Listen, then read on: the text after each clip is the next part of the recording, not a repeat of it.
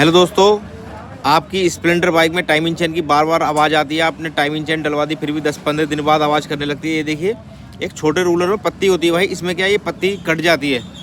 मिस्त्री लोग इसको चेक नहीं करते, हल्के में ले लेते हैं, कस्टमर का पैसा हो जाता है बर्बाद। ये न्यू पत्ती है, इसमें देखो गाइस क्या होता है, ये पुश रोड है, यहाँ पे एक रबड़ लगती है इन दोनों के बीच में, ये पत्ती को कटने नहीं देती।